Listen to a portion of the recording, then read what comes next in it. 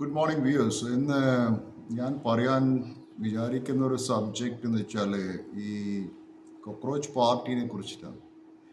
ഈ cockroach party നിങ്ങൾക്കറിയാലോ, ഇന്ന് ബാൻ ചെയ്ത ഇന്ത്യയിൽ ഈ മിക്കവാറും സോഷ്യൽ മീഡിയയിൽ ഇത് ബാൻ ചെയ്തിട്ടിരിക്കുകയാണ്.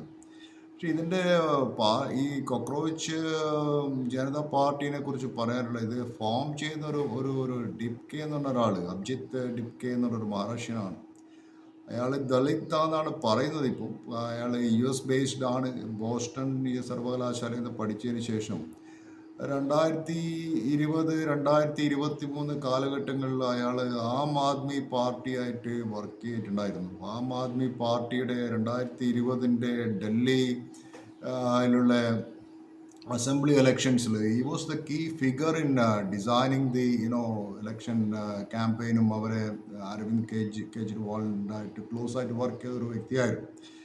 പക്ഷെ ഞാനിത് പറയാനുള്ള കാരണം വെച്ചാൽ എനിക്ക് ഇയാൾ പറഞ്ഞ പല പോയിന്റും it is A very valid point. അതുകൊണ്ടാണ് ഞാൻ ഇവിടെ മെൻഷൻ ചെയ്തത്. കാരണം അയാൾ പറയുന്ന ഒരു പ്രധാന കാര്യം എന്ന് വെച്ചാൽ ഇന്ന് ഇന്ത്യയിലുള്ള ഈ മാസ് അൺഎംപ്ലോയ്മെന്റ്, അത് that among the youth.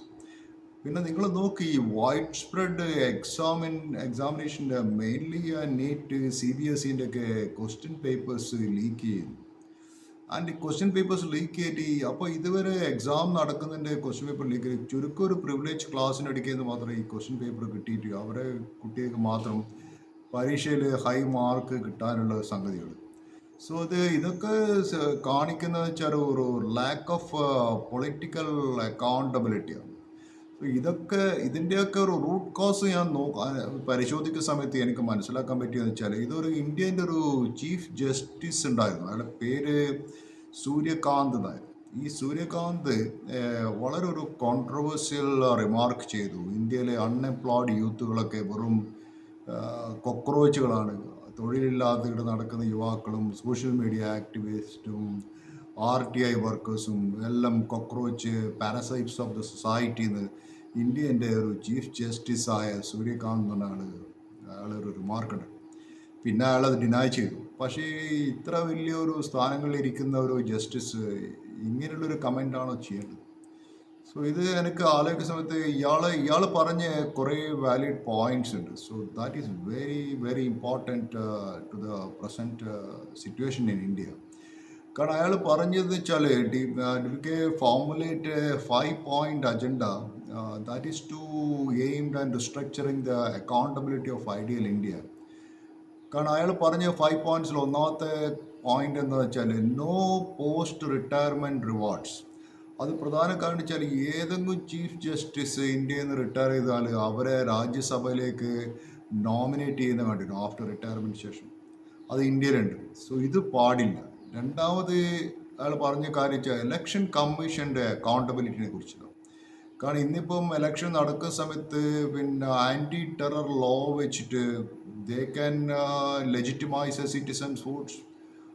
That is you can wrongly delete the citizens names and വോട്ടറിൽ ആരെ ചേർക്കണം ആരെ ചേർക്കണ്ട എന്നുള്ളത് തീരുമാനിക്കുന്ന കുറച്ച് ആൾക്കാരാണ്.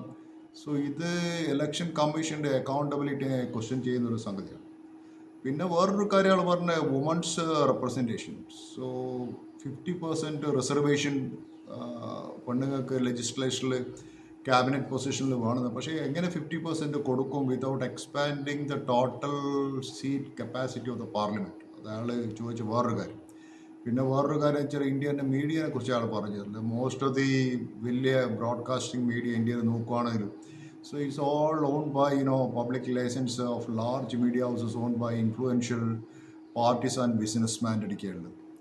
സോ ഇത് വേറൊരു പോയിന്റ് ആൾ പറഞ്ഞത്. പിന്നെ വേറെ ഒരു പോയിന്റ് ആൾ മെൻഷൻ ചെയ്തെന്ന് വെച്ചാൽ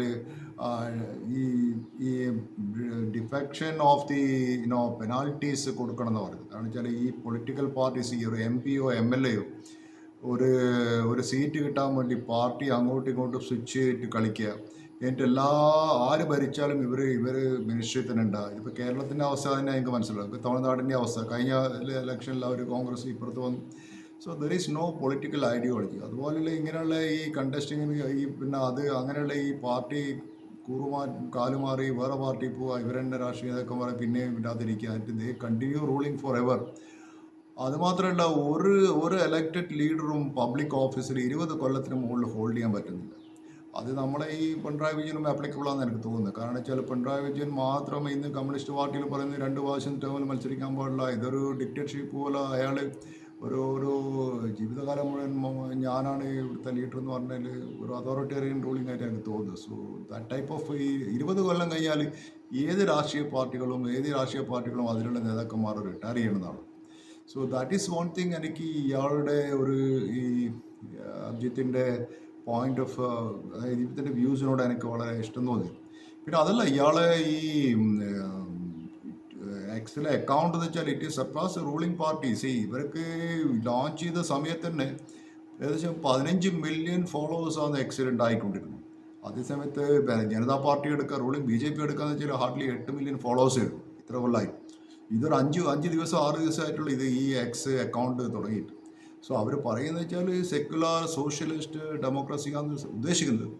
സോ എനിവേ അത് ഇൻഇക്വാലിറ്റിക്ക് എഗെയിൻസ്റ്റ് ഫൈറ്റ് ചെയ്യുന്ന ഒരു പ്ലാറ്റ്ഫോമായിട്ട് എനിക്ക് തോന്നുന്നു. സോ പ്ലീസ് കമൻറ്റ് നിങ്ങളെ വ്യൂസ് എന്താ നിങ്ങൾ കമൻറ്റ് ചെയ്യും. So thank you for being my channel. Please do subscribe my channel. Have A nice day.